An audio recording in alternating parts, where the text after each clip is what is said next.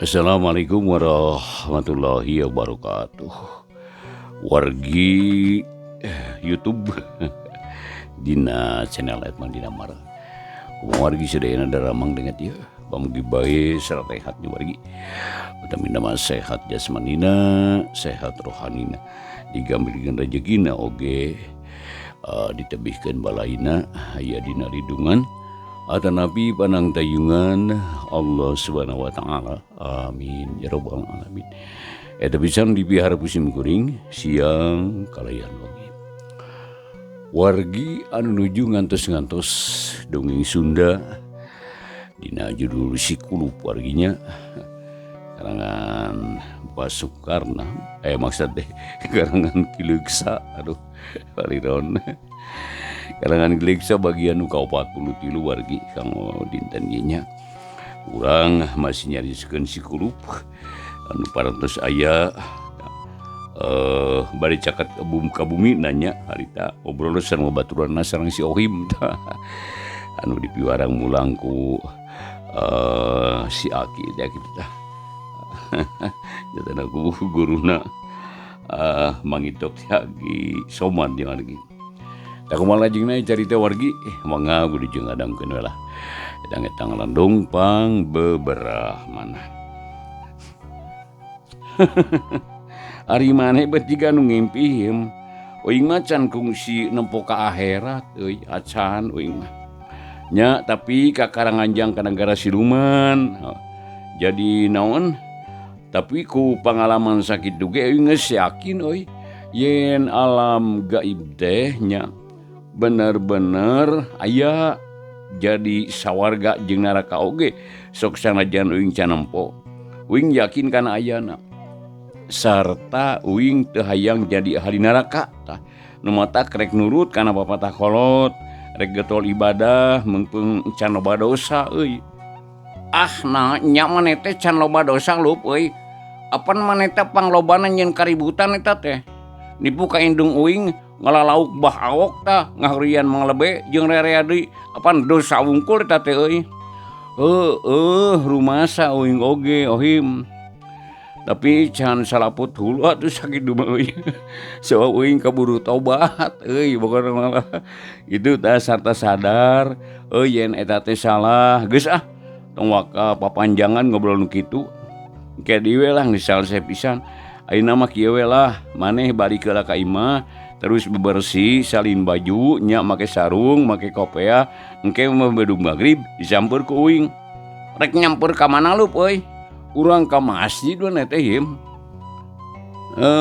di dinya urang ngobrol jeung Mang Lebe urang nanyakeun rupa-rupa katerangan ngeunaan peribadahan euy maneh kudu ngarti kana eta hal malah uing ge kudu nyaho di kumaha maneh daek teu him daek lah kenapa ada bapak dewek ge mantuan nyeun masjid euy jadi dewek ge meunang ngilu ngeusian meureunannya ceuk si Ohim bari gagaro nya heueuh anu kudu kitu maneh mah ulah kawas nyeun pasaran ari keur migawena para daek nari ngeusian para mung ulah kitu masjid mah atuh sanajan teu ngilu nyeun oge kudu daek ngeusian atuh gitu ceuk Sikulup barita bari tangga nempo panon poe. Jadi tetela hari teh wargi geus teu katempo, harita geus surup ka tukangkeun gunung. Samalah sora tong ngeret disereang di sarada, matak leuwang jeung matak nindeng.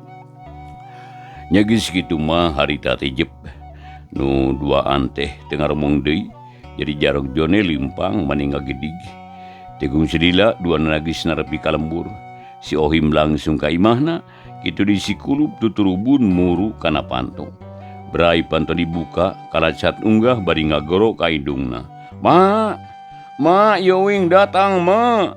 Cuk Sikulup harita bari belewar guprak ngalungkeun koja kana palupuh. Terus Sikulup rajak lejek di tengah imah. Tapi indungna eueuh terus ditempo ka kamar. Teu aya gurudu gadu ka dapur suwung deui. Atuh harita telang Sikulup ngaulang. Atena ngadadak sing seredet mimiti ka rasa melang jeung hariwang. Jadi sok sieun indungna teh geus maot.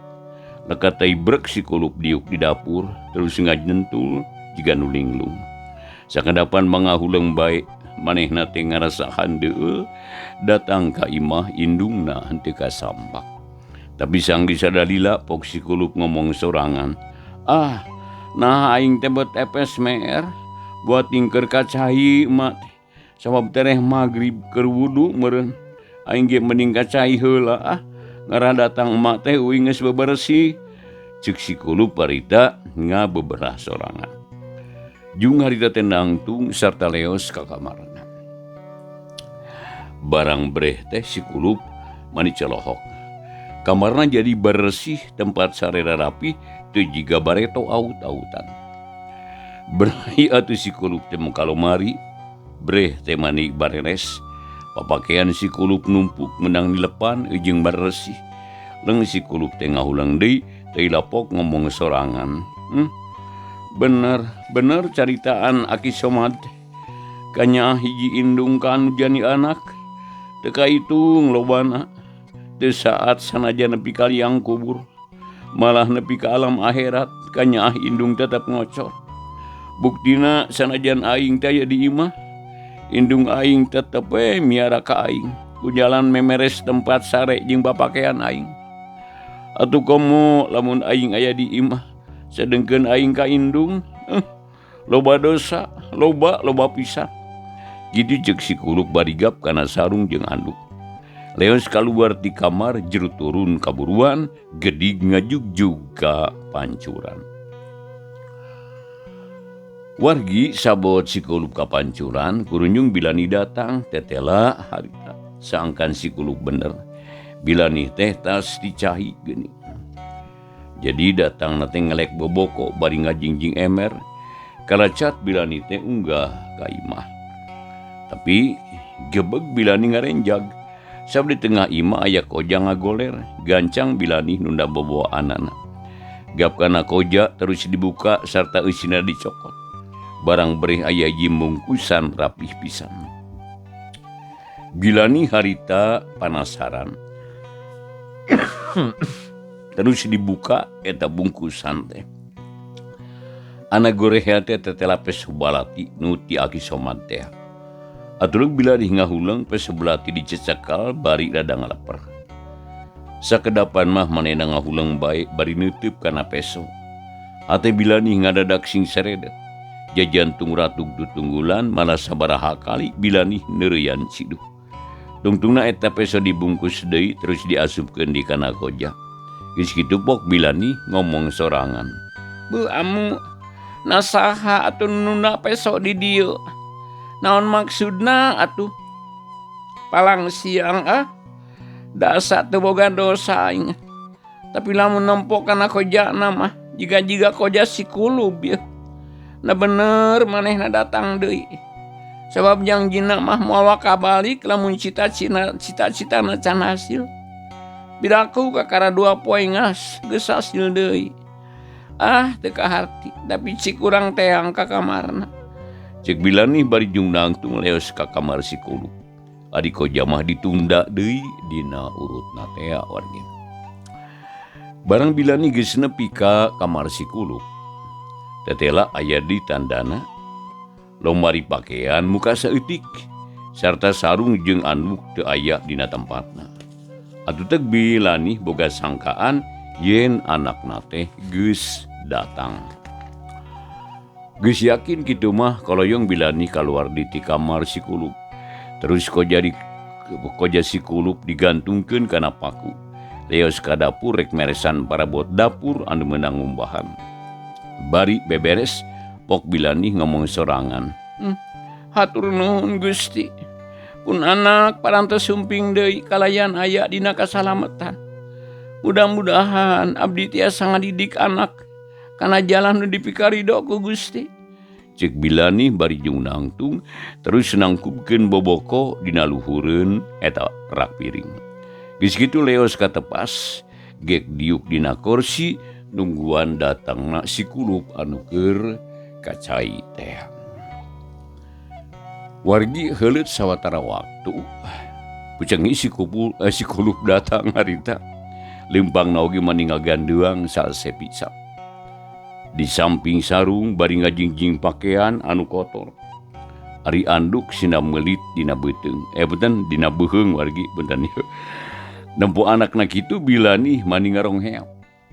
Terus sarita teh ngusap beungeut jung manehna cengkat. Berai mukakeun panto rek ngabagiakeun anakna. Telila kalacat si kolup unggah ka imah. Red ka indungna gero jiga nu geus sebeul tetepung. Ma ieu abdi, ma. Ceuk si kulup bari kalaweng ngalungkeun papakean kotor, gabru ngarontok kana suku indungna. Si kulup nyuuh bari seguruk ceurik teu bepuguh. Samab teuing naon sababna. Poe eta si kulup teu kuat teu nahan piceurikeun. Atuh bilani mani kekereuceuman. Komo da kakara harita nempo kalakuan anakna kitu. Pok bilani nyarita pegat-pegat jiga nu ngilu kagagas. Kulup anak emak bagea ujang kumaha salamet anaking. Cek bilani bari ngusapan sira anakna. Bicaritaeun teh harita. Manehna teu bisa nyarita panjang lebar. Padahal dina hate mani ngagulung picaritaeun. Tapi kaburu nyelek ku piceurikeun. Ceulik lantaran bungah nu taya papadana, lantaran nempo anakna ngadadak robah adat. Ye hiji indung bakal kacida bungahna, lamun nempo anakna nu satya jeung hormat kanu jadi indung. Jadi sakedapan mah duanana teh aya nu nyarita. Pertanyaan bilani ku si kulup lain teu kadenge, tapi di korona ngadadak asa aya anu mangpetang. Manehna ari tangan ukur bisa inghak-inghakan. Jeung aneh sagala caritaan Aki Somad sing jelengeng kadenge deui. Nu matak si kulup beuki ngahlas. Bilani teu bosen-bosen ngusapan sira si kulup. Cipanona murubut awahing ku bunga tea.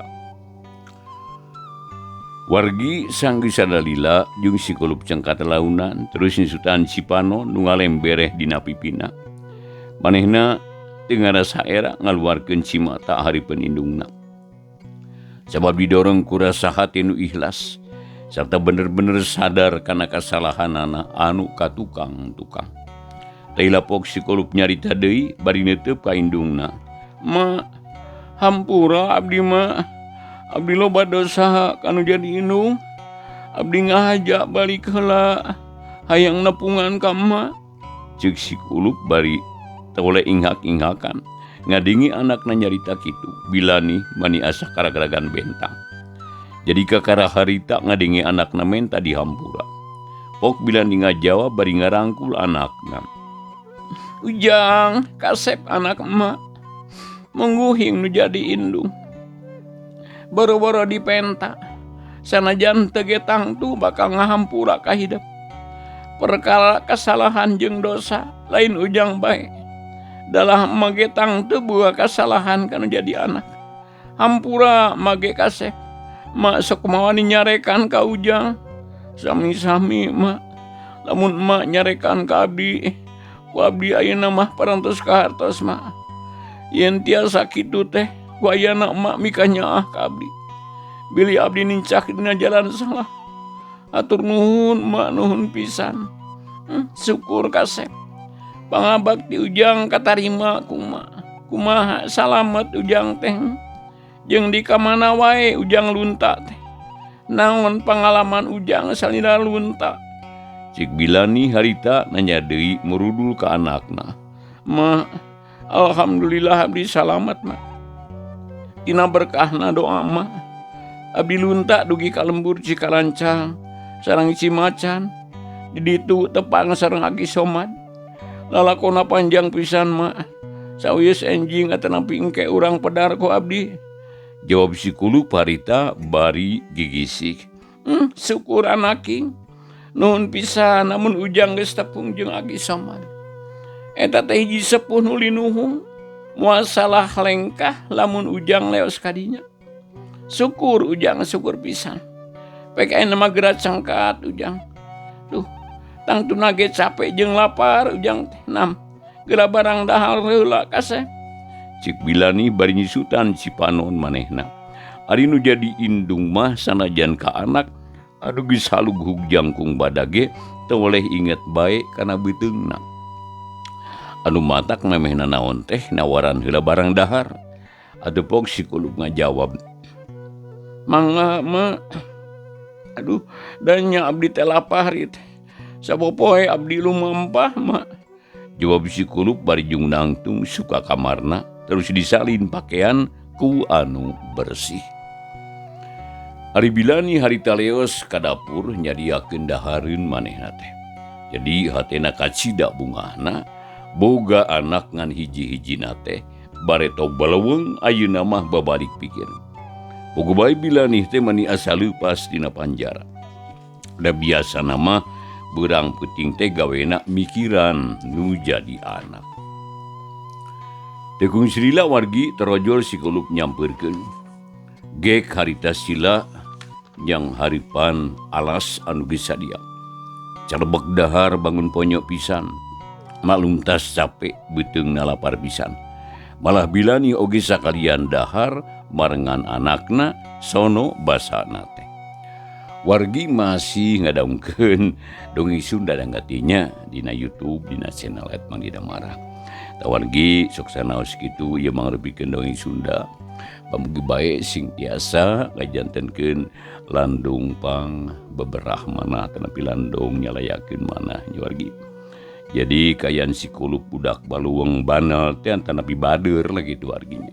Saatosna tepang sareng aki songmad gini. Dicariosan kada gitu nya akhirna budak teh gitu. Jadi bener wargi jadi sadarnya karena lalampahan nu parantos kalangkung anu goreng ka kolot-kolot ka inuna jeung sajamang ka sabangsana. Jadi enak ngarubah tah si Kulub teh. Da kumaha lajengna ieu wargi sadayana urang lajengkeun baiknya carios si Kulub bagian ka-43 ieu oge ulah hilap wargi subscribe-na sareng like and share-na oge bunyi loncengna gitu. Pang nyintrekeun wargi. Atur nuhun ya, mangga urang ngajengkeun. Waktu teh harita kacida pisan gancangna. Beres si Kulub dahar dur bedug magrib geus ditakol. Delila ngong disusul ku salanu adan. Sarana mani halimpu matak dedengieun. Atuh gebeg si Kulub ngarenja geret ka indungna pok nyarita. "Ma, geuning geus magrib ieu teh. Mangka abdi aya janji jeung si Ohim rek nyampur memeh magrib permios ma. Abdi bade ka si Ohim heula ma." Ceuk si Kulub bari singkir. Nah janji naon ujang? Geura diajar ka masjid anggur mah. Ulah ulin teuing ayeuna mah da geus gede ujang teh. Sumuhun mah abdi ge bade nyampur si Ohim maksa teh bade diajak ka masjid. Bade nepangan Mang Lebe sakantenan supados tiasa naroskeun rupi-rupi katerangan. Margi tadi parantos tepung sareng si Ohim manehna nyaluyuan. Permios mah ceuk si Kulub harita bari neuteup. Oh kitu nya syukur atuh anaking. Nam geura indit bisi akhir manten. Mangkaning waktu magrib mah pondok pisan. Jawab bilani mani marahmai atuh les si Kulub indit ninggalkeun indungna. Jadi maksudna marek nepungan si Ohim terus ka masjid. Ya kitu deui bilani gancang ka cai deui rek wudu. Delila geus balik deui terus salat magrib husuk pisan. Beres salat terus wiridan bari muji syukur ka Nu Maha Agung. Waena si Kulub geus eling sarta sadar kana kasalahanan. Wargi sadayana kacaturkeun deui si Kulub. Sanggeusna nyamper si Ohim terus bae ngajug ka masjid. Kulantaran ada telat kasampak teh ahli masjid geus ngajajar rapi pisan. Ngamitian salat magrib ngan untung kaburu keneh ngilu berjamaah. Sabab kakaradek malah imamna oge kakara maca surat Al-Fatihah. Adu gancang si Kulub jeung si Ohim ngamakmum harita mah ngilu salatna teh bener-bener husuk. Da biasana mah sok silih sedekeun atuh ku bujur atawa silih sigeung ku siku. Jadi can nyaho kana hartina salat anu sanyanyana. Ari harita mah geus sadar si Kulub. Beres salat magrib Mang Lebe jeung ahli masjid nu sajena tarawa kabarali. Sok ngarariung bari ngabandungan Mang Lebe anu mere rupa-rupa katerangan. Da barudak ngaji masuk bada asar atuh. Lamun tah salat isya kakara bubar. Kitu deui peuting eta Mang Lebe teh diriung ku sadarea. Aya Mang Ucin, Bah Aok jeung sabaraha jalma nu sejena pacampur jeung nu ngarora. Ditambah ku barudak leutik anu ngaderes deui. Si Bilik ari si Kulup diukna ngarendeng jeung si Ohim, maranehna teu wani diuk di hareup milit nempat di pojok bae di nu rada poek kahalangan ku kalangkang batur. Tegung sinila pok Mang Lebe ngamitian muka carita. Tapi lamun biasana masuk medar katerangan-katerangan ngeunaan ibadah. Nya harita majiga nu geus terus rasa Mang Lebe hayang nyaritakeun si Kulup. Mang Ucin ugi Bah Aok kitu di kasararea. Sore ieu mah parewe heula nyaritakeun perkara peribadatan mah nya. Ieu kasempatan ku kuring rek digunakeun pikeun nyaritakeun hiji pasualan. Beuting kamari kuring teh ngimpi Mang. Dina hitungan teh nampo si Kulup anu mamawa tambang ka hiji algojo. Manehna kadenge pisan nyarita kieu pokna teh, "Bapak, da bapak mah tukang maehan jelema, geus biasa ngahukuman manusia. Tayeuna uing aya pamenta, cik panggantungkeun awak uing, yeuh tambangna." Kitu tah ceuk si Kulup dina hitungan kuring. Atuh teu talangke kerewek si Kulup teh ditewak ku algojo. Sarta harita keneh digantung ku si algojo. Lamun teu salama kuring nepikeun ka ngoceak harita teh. Lantaran kaget atuh nampo si Kulup menta digantung, nu akhirna kuring hudang bari culang cileuk. Sanggeus sadar yen eta kajadian teh ngimpi, dug diwe sare kuring teh. Tapi nepikeun ka ayeuna bet inget bae ieu teh Mang Ucin. Mal jadi ruus ras ka si Kulup negeus lunta ninggalkeun indungna. Takulantaran kitu kuring rek nanya ka Mang Ucin jeung Bah Aok. Naon kira-kirana pihartieunana impian kuring? Na alamat kumaha eta teh? Riwan atawa kumaha? Ceuk Mang Lebe harita bari ngareret ka Mang Ucin. Terus ka Bah Aok. Harita teh mah Bah Aok jeung Mang Ucin silih daret. Mang Lebe teu nyahoeun yen si Kulup harita geus aya di dinya. Ngan kulantaran diukna dinu poek jeung di tukang sarerea teh anu nyahoeun. Sajaba ti kitu diukna dina jajaran barudak, jadi harita teh tara diperatikeun apahan. Da biasana si Kulup mah tara ka masjid, sabab sok dicarekan bae ku Mang Lebe. Da boga tukang ngaheureuyan ka batur apan manehna mah.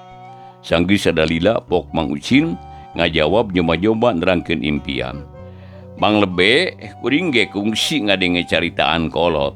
Yen lamun urang ngimpi digantung eta teh hiji alamat yen urang dihampura dosa gitu. Ngan kuring ge teh terang ieu teh. Kumaha lamun nu diimpikeun teh batur.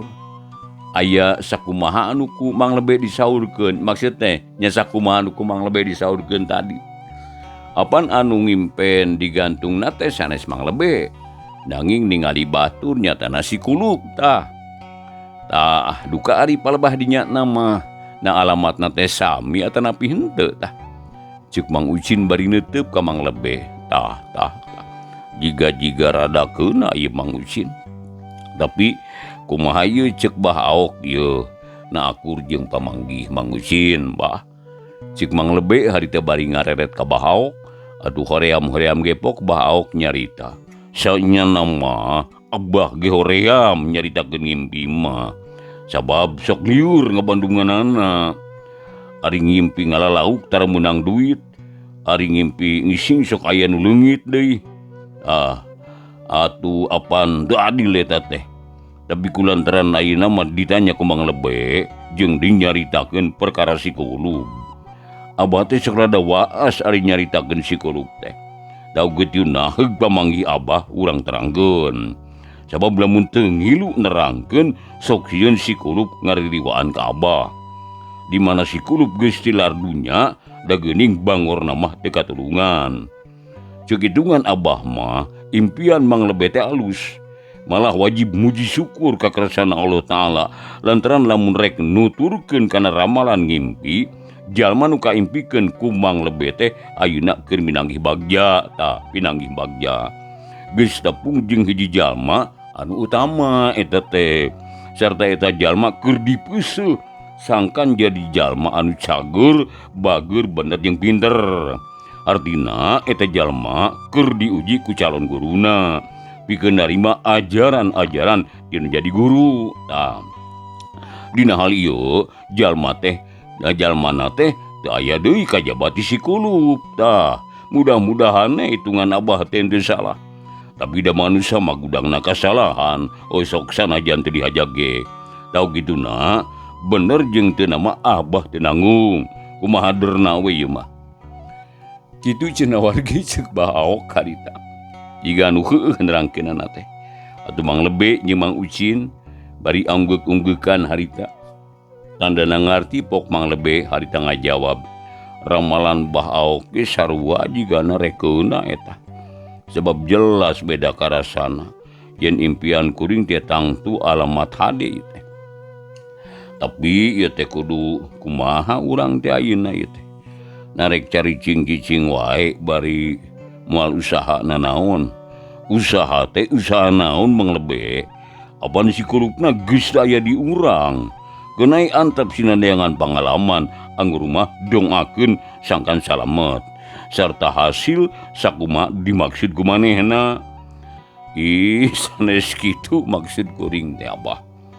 Nya sok sanajan Sikulub teu aya di lembur urang, tapi lain hartina geus di lardunya. Jadi tetep we masih kene aya dina tanggungan urang. Daku gituna manehna teh teu pantes lamun diantep bae ku urang. Sanajan saeutik kudu bae diperhatikeun. Nya tapi kumaha carana Mang Lebe? Nyari perlu pisan mah teu naon. Abah marek nurutkeun kana rencana Mang Lebe bae. Pokona mah asal kaharti jeung matak mangpaat. Sakitu we ti abah mah tah. Cik bahaok bari ngareret ka Mang Lebe. Syukur atuh. Kieu rencana kuring teh bah. Bisi nya Sikulub ka Cimacan nyaeta nepungan ka Ki Somad. Tangtu eta budak teh bakal ngahesekeun boga imah. Sabab budakna bangur jeung lenger, jigana mah sanajan los ka mana bae ge tetep lenger eta. Takulantaran kitu urang kudu buru-buru nepungan Aki Somad. Pikeun menta dihampura sarta nitipkeun Sikulub. Sangkan dididik jeung diwarah kana jalan hade. Malah lamun perlu mah pangabutuh sapopoe Sikulub mah kudu dikirim ku urang. Sabab tangtu kudu dahar, kudu ganti pake, kudu kacumponan segala pangabutuhna. Sedengkeun Aki Somad apan kaayaan dabatan sakit itu geuning. Ceuk syariatna mah bereun lain pentaeun. Sabab Sikulub teh tetep masih kene aya dina tanggungan urang tiduan. Sakitu rencana kuring teh kumaha tah Mang Ucin? Satuju kana rencana kuring. Kitu ceuk Mang Lebe bari ngareret ka Mang Ucin. Aduh gancang Mang Ucin ngajawab. Kantendane satuju Mang Lebe. Nya kitu we lah. Bener pisan eta teh tapi iraha rencana ka ditu teh atuh. Ongko geus sono hayang tepung jeung Aki Somad kuring teh. Perkara waktuna urang pikiran deui. Duka iraha ieu. Sabab ayeuna mah kuring teh ripuh kene ieu teh. Keun kewe lah lamun urang badamin deui.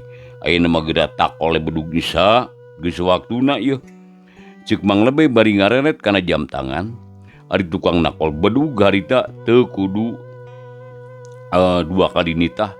Kejengkang keluar, torok-tok nakol kohkol, bedug harita disusul ku nakol bedug.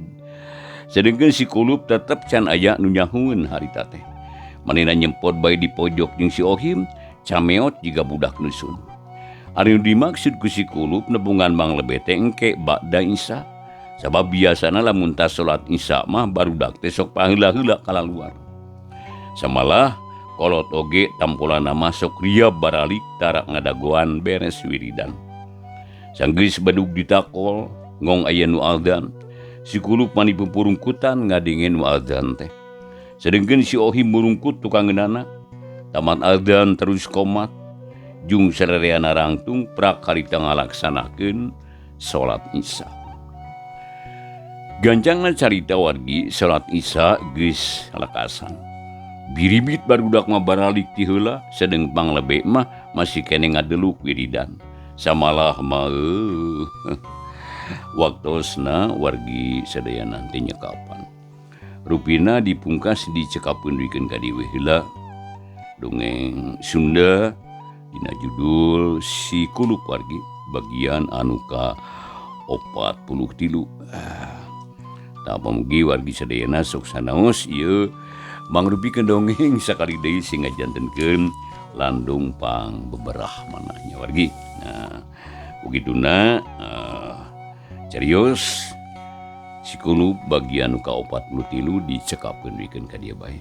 Mugi katambi kalian kabingahan insyaallah Si Kulup bagian anu ka 44 enjing dina waktu anu sami pamugi urang sadaya tiasa ditepang daungkeun deui. Atur nuhun keparatosanana wargi sadaya wilujeng baturai. Wassalamualaikum warahmatullahi wabarakatuh.